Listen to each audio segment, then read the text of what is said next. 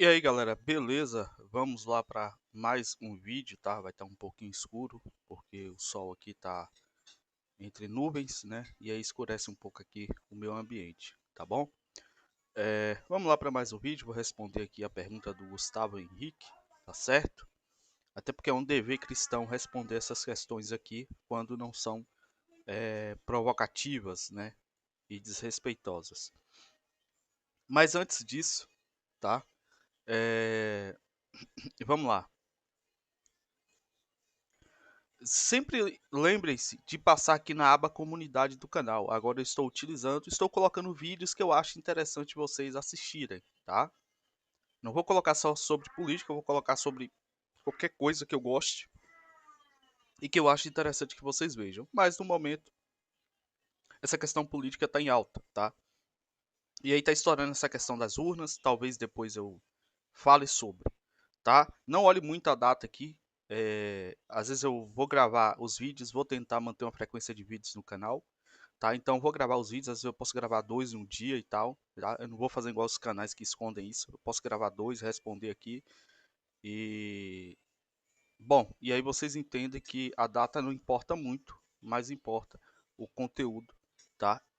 A informação que eu vou passar. Tá certo? Lembrando, quem quiser dar uma força pro canal, pode ficar à vontade, tá? Isso ajuda demais, nos dá um incentivo para a gente sempre continuar produzindo conteúdo aqui. A nossa chave Pix, lembrando, sempre vai estar na descrição dos vídeos. É meu e-mail, tá? Onde vocês também podem entrar em contato.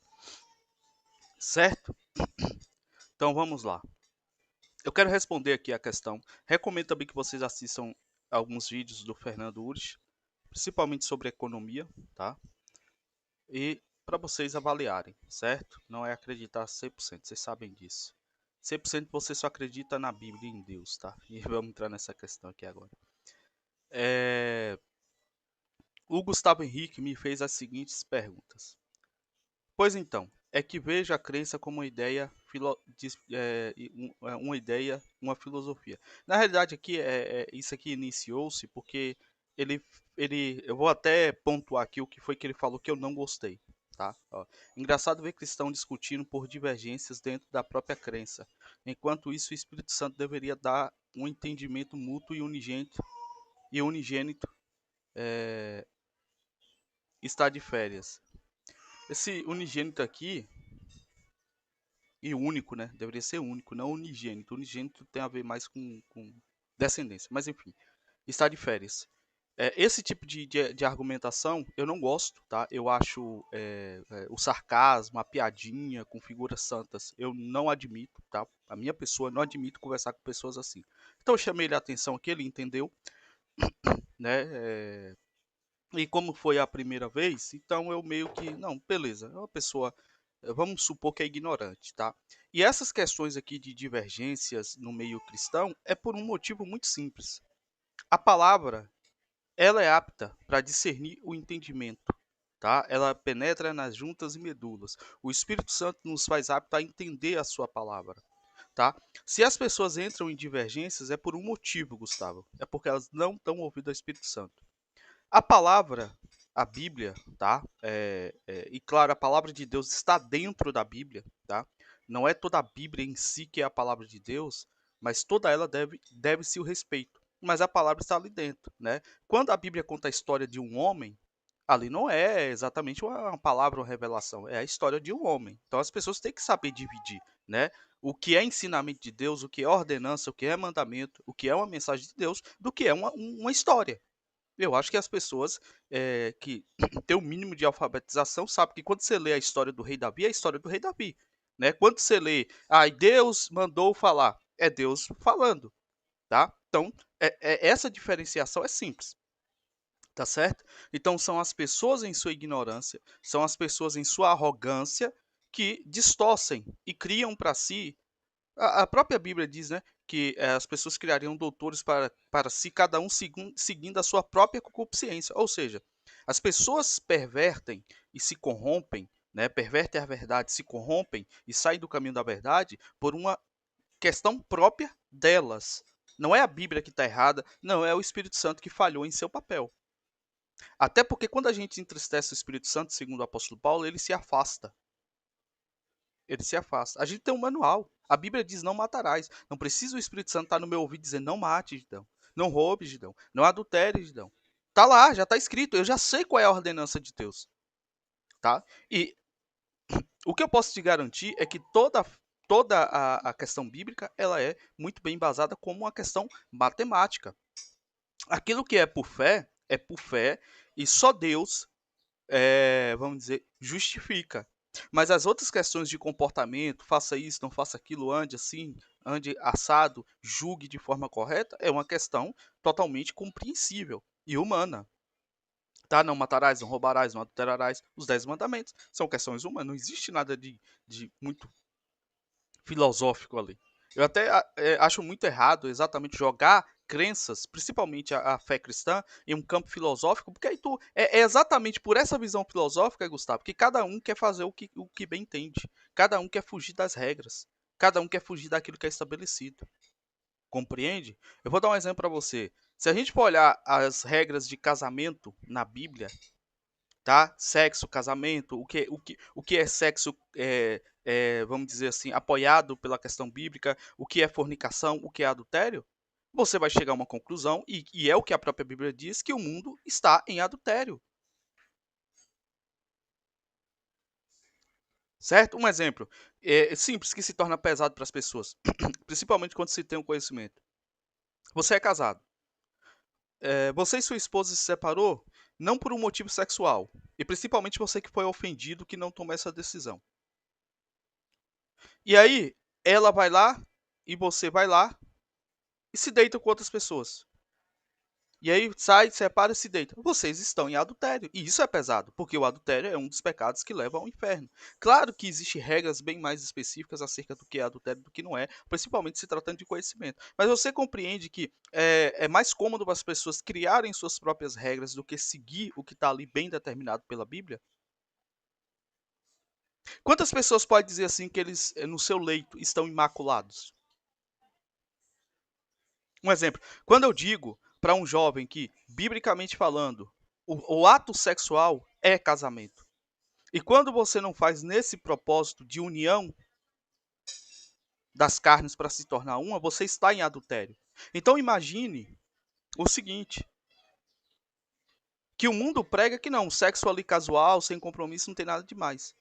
Que o casamento é o papel, e não é. O casamento é o ato sexual. Então imagine quantas pessoas estão em adultério.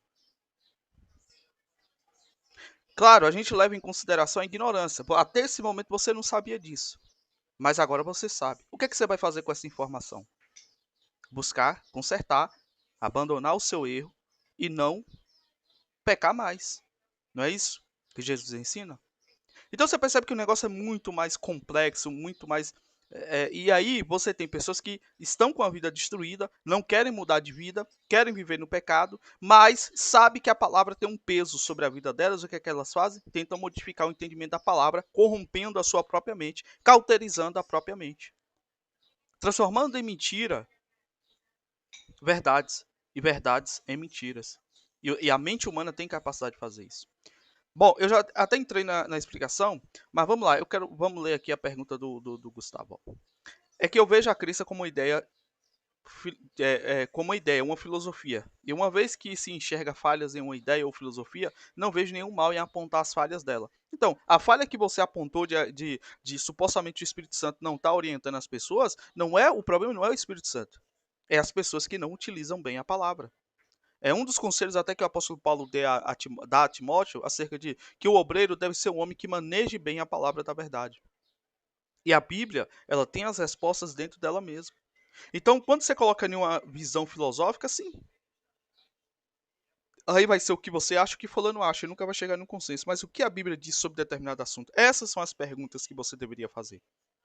E aí, alguém que fosse responder para você, ela jamais diria, eu acho isso. Ela mostraria para você na Bíblia, está escrito aqui assim, assim, assado. E a Bíblia vai ter resposta, eu te garanto.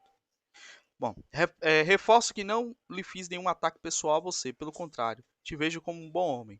Por fim, devo dizer que usei de sarcasmo para exprimir que, para mim, a ideia de existir um Deus criador e da ideia de que a Bíblia é a palavra desse Deus são coisas que não vejo sentido. Contudo, se você se sentir à vontade de fazer um vídeo explicando os motivos de sua crença em Deus e na Bíblia, ficaria feliz em dar um like nesse vídeo. Mais uma vez, se te ofendi, perdão, não foi a intenção. Não, dificilmente uma pessoa me ofende, tá? Mas a questão é que eu prefiro não manter conversa com pessoas que, vamos dizer, zombam, né? Zombadores. Mas, é claro, não foi seu caso, eu entendi a questão ali, tá? E é por isso que eu vou te responder aqui. Bom, o apóstolo Pedro, ele vai dizer o seguinte aqui pra gente, ó. Antes, santificai ao Senhor Deus em vossos corações e estais sempre preparados para responder com mansidão e temor a qualquer um. Esse temor aqui é respeito, tá? Mas respeito à palavra, ou seja, você vai responder uma pessoa sobre a palavra, você tenha temor à palavra. A qualquer um que vos pedir a razão da esperança que há em vós. Pedir a razão da crença, tá? Por que você acredita em Deus? Por que você espera em Cristo?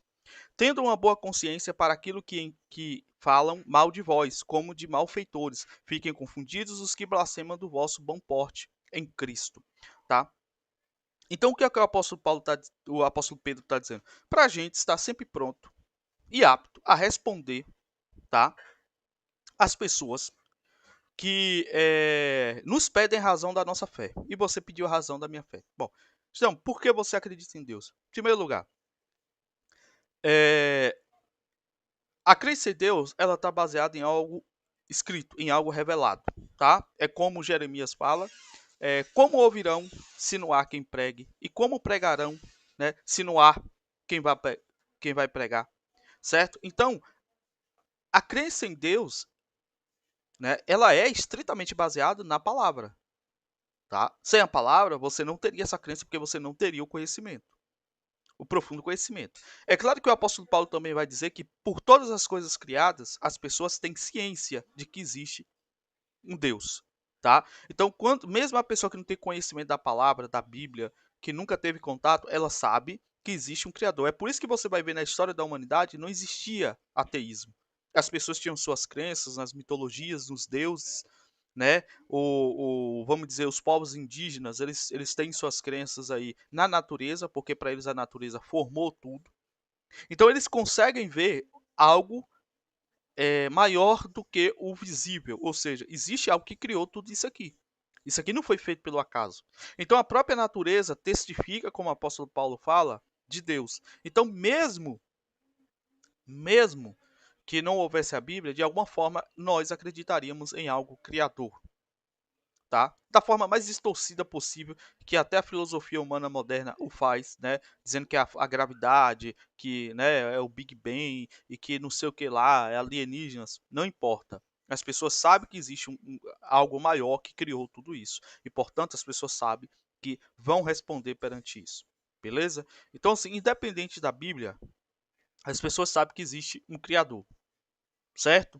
Isso aí é um ponto. Agora, o que faz eu acreditar que a Bíblia é a palavra revelada de Deus? A Bíblia, quando eu falo Bíblia, como eu expliquei lá no início do vídeo, Gustavo, a Bíblia contém diversas histórias. E no meio dessas histórias você tem a palavra de Deus, principalmente aquilo que foi revelado por Deus aos profetas. O próprio Jesus fala: o que é a palavra de Deus? É os profetas, os salmos e os apóstolos. Tá? O próprio Jesus fala. Então, quando ele vai criticar também os fariseus, ele vai dizer exatamente, né? Porque Moisés, os salmos e os profetas testificam de mim. Ele está falando claramente. As profecias de Moisés, os salmos, todos os salmos? Não. Você vai ver que tem salmos que não está falando de profecia, não está falando de salvação, não está falando de nada. Está falando de coisas cotidianas da época. E os profetas, principalmente, todos esses aí, profetizaram coisas de Deus para Israel e para o mundo.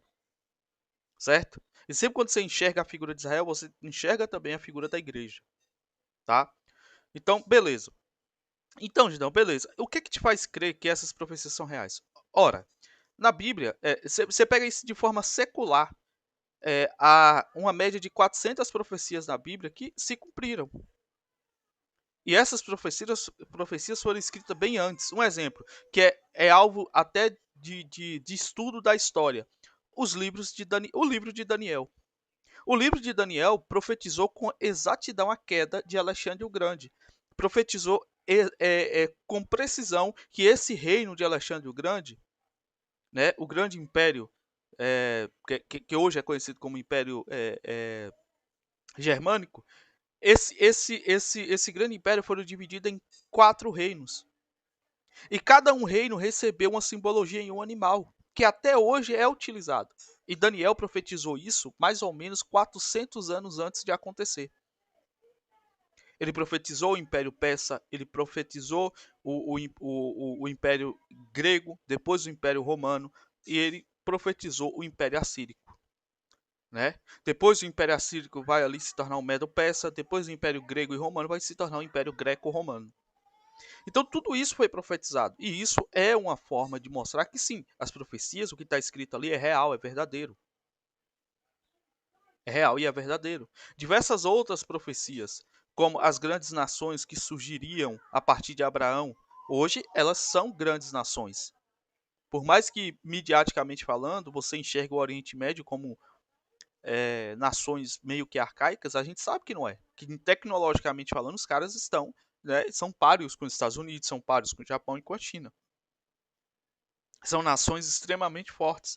E elas foram profetizadas tanto para o lado de Samuel quanto para o lado de Israel. Israel é muito mais complexo essas profecias, né? Porque o que temos hoje aqui, vendo de Israel, é o que está na profecia. E não é essa falsidade que tem aí. É uma nação dispersa, é uma nação que sofre, né, pela sua desobediência.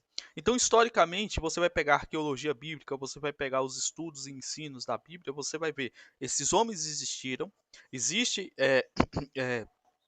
vamos dizer, material histórico, arqueológico sobre os homens da Bíblia, existe as menções a esses homens, existe escritores da época de Cristo o mencionando, né, em seus escritos e tudo mais. Agora, o que tange a divindade de Cristo, Gustavo, isso é algo, obviamente, divino.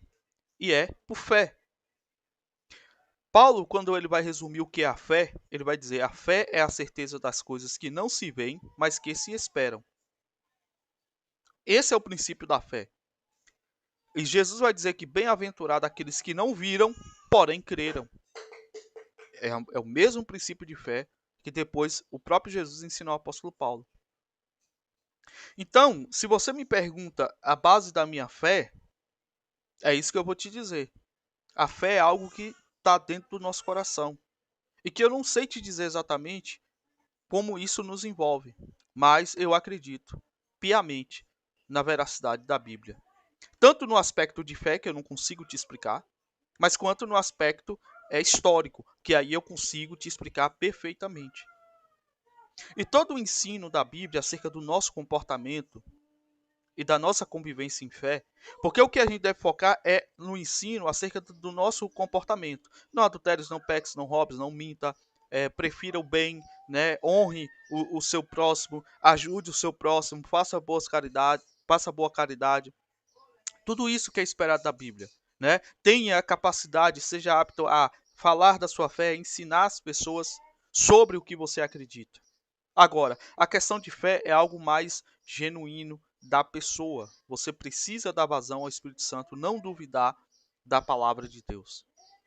Não duvidar. Você tem dúvida? Tem algo que para você não tem feito sentido? Você não deve trabalhar como juiz da palavra no sentido de que, eu vou buscar. Por quê? Eu vou dar um exemplo do que acontece. Como lá no início eu falei que as pessoas buscam torcer a Bíblia para se livrar da culpa dos seus próprios pecados, criando novas regras, você, enquanto cético, faz a mesma coisa, só que buscando contradições para não acreditar na veracidade da Bíblia. E você deve se despir e abandonar isso. Como você vai fazer isso, eu não sei, porque o ceticismo é seu, é algo que está dentro de você, é algo que você carrega, que só você pode dizer o que é que faz com que você não se abra e não acredite na palavra de Deus. E você tendo essa abertura, e aí você pode sim conversar e vir, mas você pode conversar comigo sobre, não, eu tenho dúvida sobre isso aqui, né? Eu tenho dúvida sobre essa passagem bíblica, eu tenho dúvida sobre o entendimento de X coisa, eu tenho dúvida sobre isso no Apocalipse, como é que vai se dar? Eu tenho dúvida, entendeu? E você genuinamente perguntar, querer aprender. Mas quando você vai como debatedor, já crente de que não tem nada que eu possa acreditar, e só buscando argumentos contraditórios, que na maioria das vezes, ou em todas as vezes, é por puro desconhecimento bíblico. A pessoa não conhece a Bíblia, pega um até a pessoa que julga está defendendo a Bíblia, né? Como eu venho fazendo uma série de respostas aí acerca da mariolatria, até essa pessoa ela pega um texto isolado para justificar a crença dela. E aí, quando você vai ler todo o contexto, o que seria o texto isolado? Seria esse aqui. Eu pego esse texto isolado aqui. Esse aqui não tem como ter erro, tá? Mas vamos dar um exemplo que seria algo polêmico. E aí, quando tu vai olhar todo o texto, você vê que o sentido aqui vai mudar. Mas a pessoa só pega esse pedaço aqui, ó. Entendeu?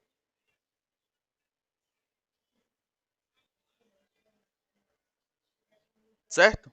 Basicamente isso. Entendeu? É porque me fugiu aqui na cabeça agora um texto que parece que tem algo contraditório, mas quando você vai ler o contexto, não é aquilo que está dizendo. Entendeu? Mas aí eu quero ler todo o texto para vocês entenderem qual é o contexto disso aqui. Vamos dizer, tem um contexto aqui nisso aqui? Tem um contexto, né? De Pedro tá pedindo para a gente com mansidão e temor, né? Responder a qualquer um que nos pedir a razão da esperança ou a razão da nossa fé.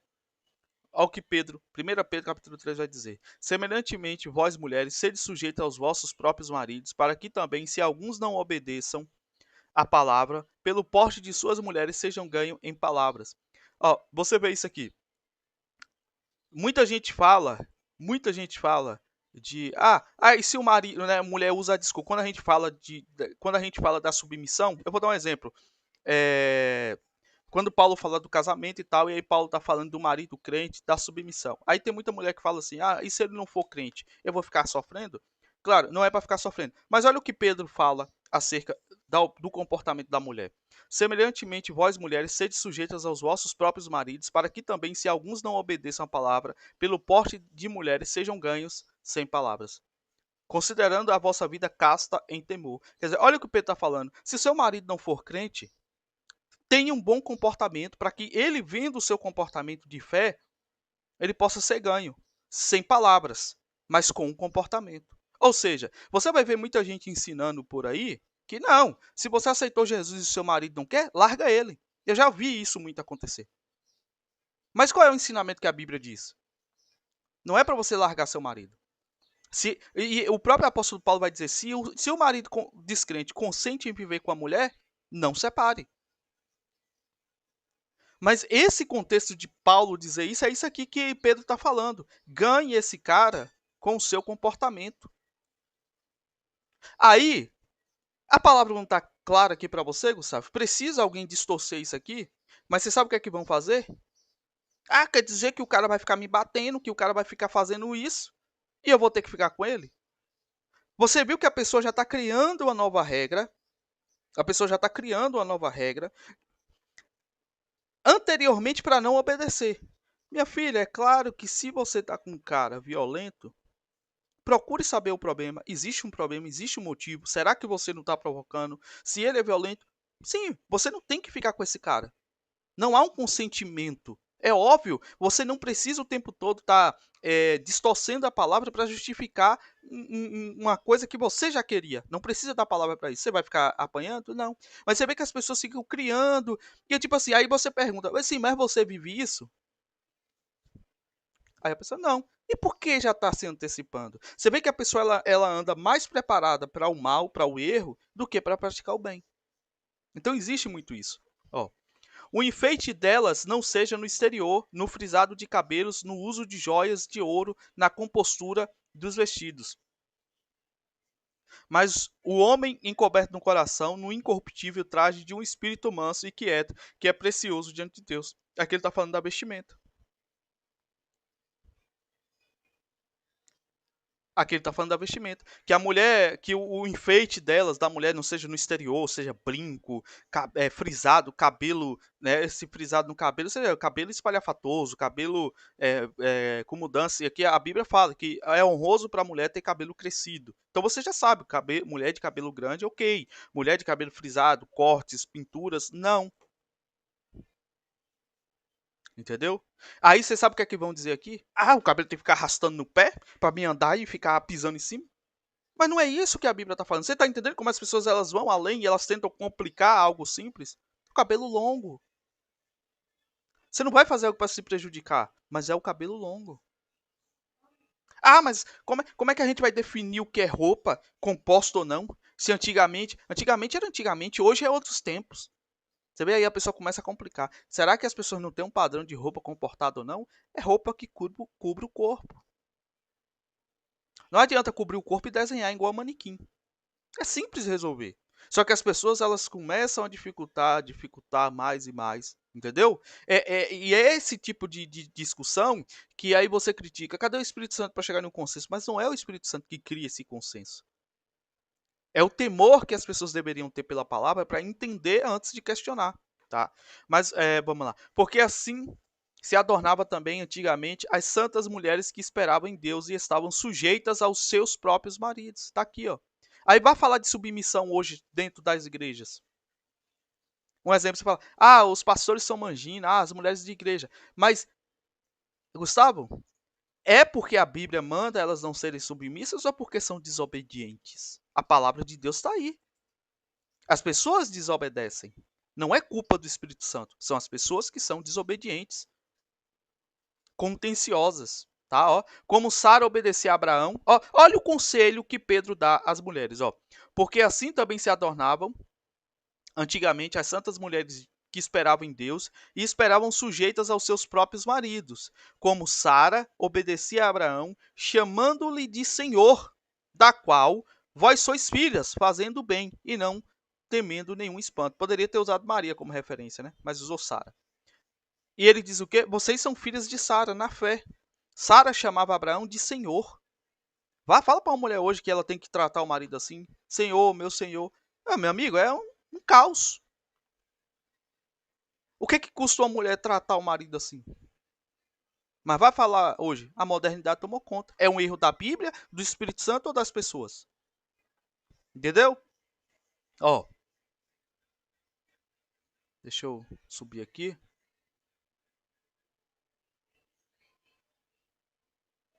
Igualmente vós maridos, coabitai com elas com entendimento, dando honra à mulher como vaso mais fraco, como sendo vós os seus coerdeiros da graça da vida, para que não sejam impedidas as vossas orações. E aí pede para o marido também. Aí, mas e o homem? Tá, tipo assim, e o homem? Porque o homem é assim, o homem é assim. Aqui está o conselho para o homem também. Coabitai com elas com entendimento, dando à mulher a honra como vaso mais fraco. Mas primeiro você vê que existe um ato de obediência da mulher.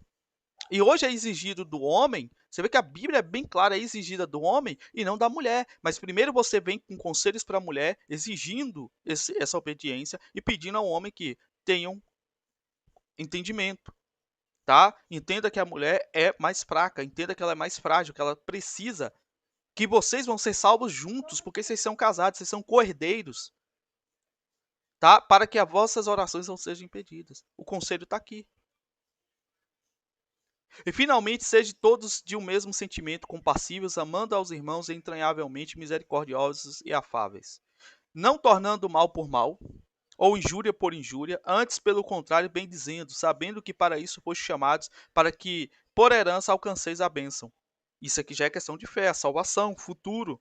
A gente tem esse comportamento sabendo que Deus é o recompensador, galardoador das nossas obras. É Deus que vai dar a recompensa por nossas obras. Nada que fazemos é em vão. Vai falar, então as pessoas fazem, são boazinhas por interesse. Ninguém é boazinha por interesse. Todo mundo sabe que ninguém consegue ficar fingindo que não é. Ou a pessoa ela entende a palavra e a palavra faz mudança, ela age daquela forma, ou ela não vai conseguir. Uma hora ou outra ela vai cair, ela vai voltar. Não é o caso dessa maioria dessas mulheres, desses caras que entram em igreja interessado em alguma coisa e não dá um mês, 2 meses, 3 meses ali já está caindo fora?